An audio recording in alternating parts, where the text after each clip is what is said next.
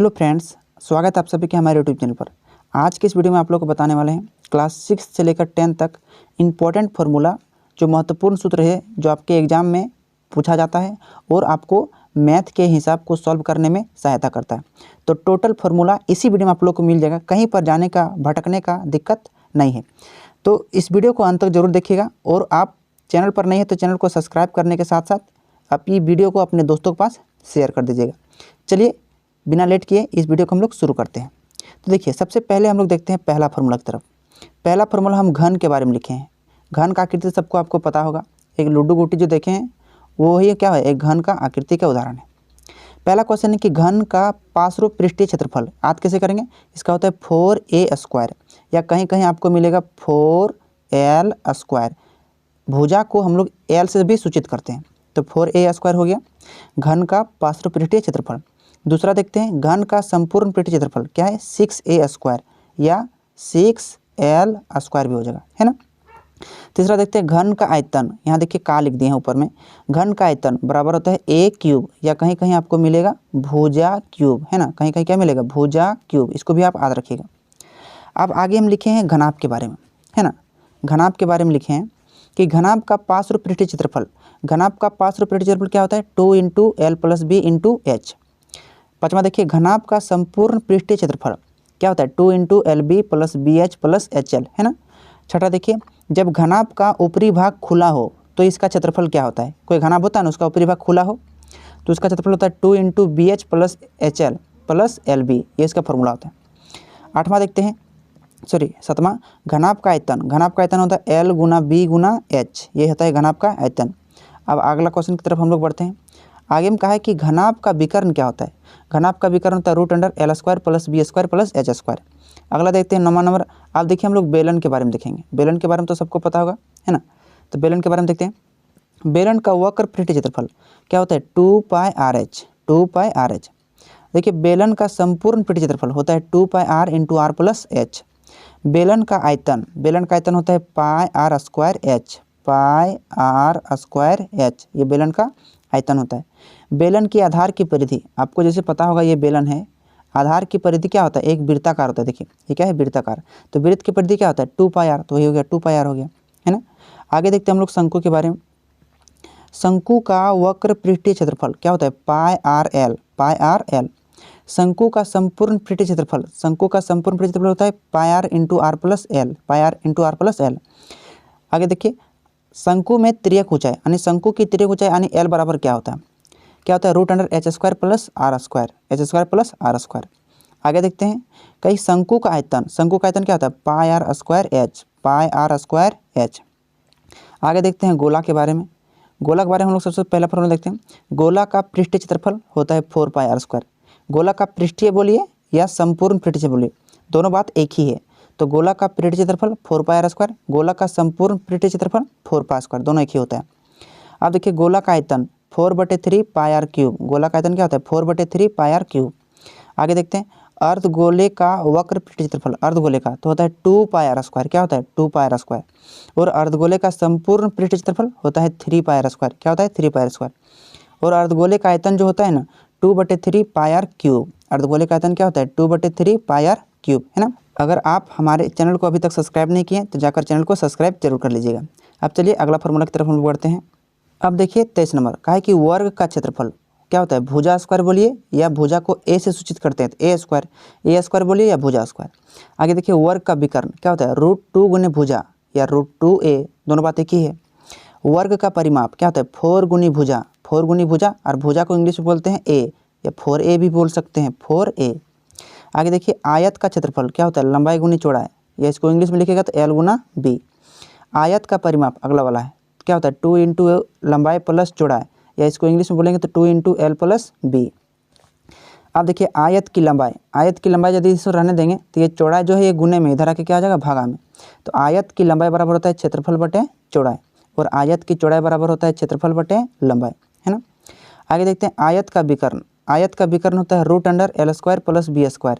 हिंदी में लिखेंगे तो √, लंब का स्क्वायर प्लस आधार का स्क्वायर। आगे देखते हैं वृत्त के बारे में। वृत्त का क्षेत्रफल, वृत्त का क्षेत्रफल क्या होता है πr², क्या होता है πr²। वृत्त का परिमाप 2πr, वृत्त का परिमाप 2πr। आगे थे वृत्त का परिमिति, परिमाप बोलिए, परिमिति बोलिए या परिधि बोलिए, तीनों बात क्या है, एक ही है ना, इसलिए तीनों का फॉर्मूला भी क्या होगा, एक ही होगा। तो वृत्त की परिमाप 2πr, वृत्त की परिमिति 2πr, वृत्त की परिधि 2πr। आगे देखते हैं अर्धवृत्त का क्षेत्रफल, ये था वृत्त का क्षेत्रफल और नीचे वाला है अर्धवृत्त, क्या होता है 1/2 गुना πr²। अब देखिए आगे अर्धवृत्त का परिमाप क्या होता है, अर्धवृत्त का परिमाप दो हिसाब से हो सकता है। जैसे कोई एक वृत्त है, अगर इसका टुकड़ा इससे करेंगे तो इसका अर्धवृत्त का परिमाप कुछ और होगा, अगर इसको इससे करके टुकड़ा करेंगे तो इसका परिमाप कुछ और होगा, है ना। तो यहाँ दोनों को हम दिखाते हैं, देखिए ये वाला है एक और नीचे वाला। तो अर्धवृत्त का परिमाप क्या होगा, πr + 2r, कब, जब ऐसा रहेगा तब, क्योंकि यहाँ से यहाँ एक त्रिज्या और यहाँ से यहाँ एक त्रिज्या, दो त्रिज्या हो गया, इसलिए 2r पर हो गया। अर्धवृत्त का परिमाप क्या होता है, πr, कब, जब केवल ई वाला करेंगे तब, और यहाँ वाला तो r नहीं लेंगे तो नहीं होगा। तो ये वाला 2 हो गया, याद रखिएगा। आगे देखते हैं कि समकोण त्रिभुज का क्षेत्रफल, समकोण त्रिभुज का क्षेत्रफल आपको पता है 90 डिग्री जो होता है वाला, इसका क्या होता है 1/2 गुना आधार गुना ऊंचाई, 1/2 गुना आधार गुना ऊंचाई। समकोण त्रिभुज में कर्ण, कर्ण क्या होता है, कर्ण सबसे बड़ी भुजा है, कर्ण बराबर क्या होता है लंब स्क्वायर यानी रूट अंडर लंब स्क्वायर प्लस आधार स्क्वायर, रूट अंडर लंब स्क्वायर प्लस आधार स्क्वायर। समकोण त्रिभुज में लंब बराबर क्या होगा, रूट अंडर कर्ण स्क्वायर माइनस आधार स्क्वायर, कर्ण स्क्वायर माइनस आधार स्क्वायर। आगे देखते हैं समकोण त्रिभुज में आधार बराबर कर्ण रूट अंडर कर्ण स्क्वायर माइनस लंब स्क्वायर, ये हो गया। आगे देखते हैं समांतर चतुर्भुज के बारे में। समांतर चतुर्भुज का क्षेत्रफल क्या होता है, आधार गुने ऊंचाई, आधार गुने ऊंचाई। आगे देखिए समांतर चतुर्भुज का आधार बराबर क्षेत्रफल बटे ऊंचाई, अगर आधार को रहने देंगे तो ये ऊंचाई गुना इधर आके भागा में हो जाएगा। आगे देखिए समांतर चतुर्भुज की लंबाई, देखिए ये लंबाई नहीं होगा, यहाँ लंबाई की जगह हो जाएगा आपका ऊंचाई, क्या हो जाएगा ऊंचाई, तो आप लोग लिख लीजिएगा ऊंचाई, है ना, क्या हो जाएगा ऊंचाई। तो समांतर चतुर्भुज की ऊंचाई बराबर, ये लंबाई नहीं होगा ऊंचाई, ऊंचाई बराबर क्या हो जाएगा क्षेत्रफल बटे आधार, क्षेत्रफल बटे आधार। आगे देखते हैं सम चतुर्भुज का क्षेत्रफल बराबर, सम चतुर्भुज का क्षेत्रफल क्या होता है 1/2 गुना पहला विकर्ण गुना दूसरा विकर्ण, 1/2 गुना पहला विकर्ण गुना दूसरा विकर्ण। आप चलिए आगे देखते हैं। आगे कहा है कि समलम चतुर्भुज का क्षेत्रफल, समलम क्या होता है 1/2 गुना समांतर भुजाओं का योग गुना ऊंचाई, 1/2 गुना समांतर भुजाओं का योग गुना ऊंचाई। अब चलिए हम लोग आगे तरफ की बढ़ते हैं। अब देखते हैं 46 नंबर, कहा है कि हेरोन का सूत्र, है ना, हेरोन का सूत्र एक विषम बाहु त्रिभुज में लगता है जिसकी भुजाएं अलग अलग होती है ना। तो हेरोन का सूत्र याद रखिएगा root under s × s - a × s - b × s - c, ये हेरोन का सूत्र होता है। हेरोन के सूत्र में अर्ध परिमाप क्या होता है, फॉर्मूला क्या होता है a + b + c बटे 2, a + b + c बटे 2। आगे देखिए समबाहु त्रिभुज का क्षेत्रफल, समबाहु जिसकी तीनों भुजाएं बराबर होता है ना, इसका क्षेत्रफल क्या होता है √3/4 गुना भुजा स्क्वायर या √3/4 a स्क्वायर। भुजा को इंग्लिश में ए बोलते हैं, चाहे ए वाला फॉर्मूला याद रखिए चाहे ए वाला याद रखिए। आगे देखिए समबाहु त्रिभुज का परिमाप, इसका परिमाप क्या होता है 3 गुना भुजा, और भुजा को इंग्लिश में बोलते हैं ए, तो 3a भी बोल सकते हैं ना। आगे देखिए समद्विबाहु त्रिभुज का क्षेत्रफल होता है 1/2 गुना आधार गुना ऊंचाई, समद्विबाहु, ये समकोण त्रिभुज का क्षेत्रफल भी होता है। आगे देखते हैं समद्विबाहु त्रिभुज का परिमाप, समद्विबाहु त्रिभुज का परिमाप क्या होता है 2 गुना भुजा प्लस आधार, 2 गुना भुजा प्लस आधार, इसको कह सकते हैं 2a प्लस आधार, b मतलब बेस मतलब क्या हो जाएगा आधार। आगे देखते हैं विषम बाहु त्रिभुज का क्षेत्रफल, विषम बाहु त्रिभुज मतलब जिसकी कोई भी भुजा आपस में बराबर नहीं हो, तो इसका क्षेत्रफल अभी आपको बताएं तब अभी हम क्या होता है कि root under s × s - a × s - b × s - c, ये विषम बाहु त्रिभुज का क्षेत्रफल बोलिए या हेरोन का सूत्र बोलिए, दोनों बात एक ही है। विषम बाहु त्रिभुज का परिमाप क्या होता है a + b + c, a + b + c, a + b + c मत बटे 2 मत बोल दीजिएगा, ये वाला अर्ध परिमाप होता है और ये वाला जो है इसका है इसका परिमाप है। अब आगे देखिए विषम बाहु त्रिभुज का अर्ध परिमाप क्या होता है a + b + c बटे 2, जो अभी पीछे बताएंगे। अब ये देखिए क्लास 6 और 7th में और 8th में और 9th में भी यूज होने वाला फॉर्मूला घातांक और घात से, है ना, बहुत ही इंपॉर्टेंट है। का है कि a के पावर m गुना a के पावर n बराबर, इसको याद कैसे करेंगे a के पावर m + n, a के पावर में m + n, जब गुना में रहता है तो पावर में जुड़ जाता है ना। अब भागा देखिए a के पावर m भागा a के पावर n बराबर क्या हो जाता है a के पावर m - n, जब भागा में रहता है तो यहाँ घट जाता है यानी पावर में घट जाता है ना, इसको याद रखिएगा। आगे देखिए a के पावर m भागा b के पावर m, मतलब देखिए पावर सेम है तो इसके a/b, ये मतलब क्या हो जाएगा a/b, इसका मतलब यही हुआ a/b के पावर में m।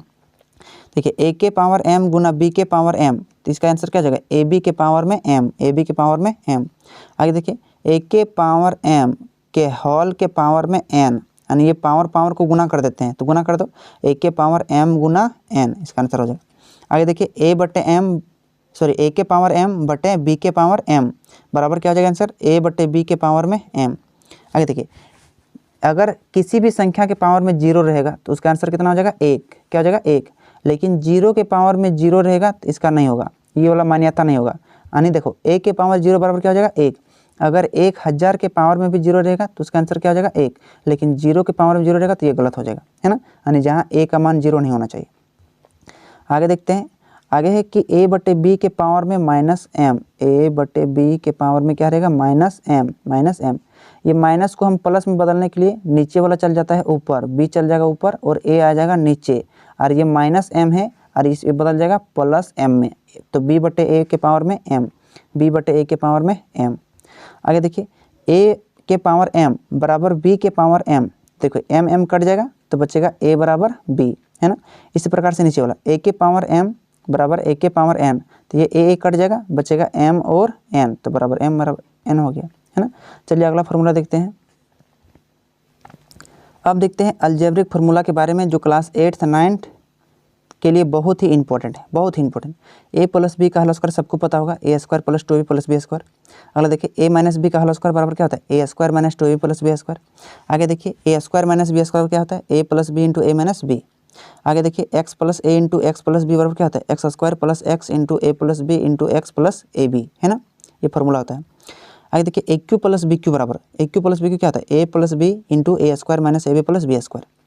आगे देखिए a cube minus b cube बराबर क्या होता है, a minus b into a square plus a b plus B square. देखिए ए प्लस बी का होल क्यूब, यहाँ पर देखिए ए प्लस बी का होल स्क्वायर है, लेकिन यहाँ पर क्या है, क्यूब है, ध्यान दीजिएगा।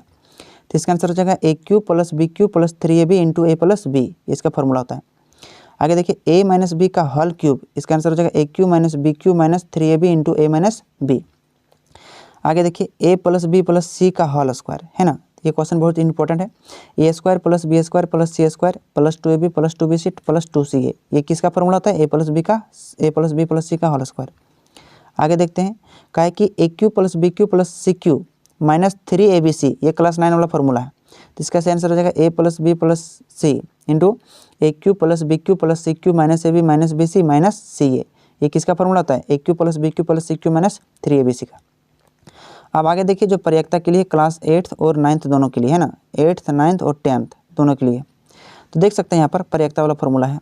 प्रयोक्ता बराबर क्या होता है, अनुकूल परिणामों की संख्या बटे कुल परिणामों की संख्या। प्रयोक्ता को इंग्लिश में क्या बोलते हैं, प्रोबेबिलिटी, इसको पी से सूचित करते हैं। अनुकूल परिणामों की संख्या को इंग्लिश में एन बोलेंगे और कुल परिणामों की संख्या को इंग्लिश में एनएस बोलेंगे, है ना। तो देखिए पीई बराबर क्या हो जाएगा, एन ई बटे एनएस, ये वाला बोलो चाहिए, ये वाला दोनों बात एक ही है। पीई प्लस पी नॉट ई, ये क्या लिखें, पीई प्लस पी नॉट ई का मतलब हो जो होता है ना, ऊपर में हम बार दे देते हैं, बार देखिए ऊपर में क्या दिए हैं, बार दिए। पीई प्लस पी नॉट ई बराबर क्या होता है, 1 होता है। एक निश्चित घटना की प्रयोक्ता 1 होती है, इसको याद रखिएगा, और एक अनिश्चित घटना की प्रयोक्ता 0 होती है, एक अनिश्चित घटना की प्रयोक्ता 0 होती है। और एक बात याद रखिएगा, आई होप यह वीडियो आपको पसंद लगा होगा, तो एक प्यारा सा लाइक कर दीजिएगा, और आप चैनल पर नए हैं तो चैनल को सब्सक्राइब करके बेल आइकन को भी दबा दीजिएगा, ताकि हमारे आने वाले हर एक वीडियो का नोटिफिकेशन सबसे पहले पहुंच सके। और अपने दोस्तों के पास इस वीडियो को शेयर करना मत भूलिएगा। अब चलिए मिलते हैं किसी अगले वीडियो में, तब तक के लिए टाटा बाय बाय।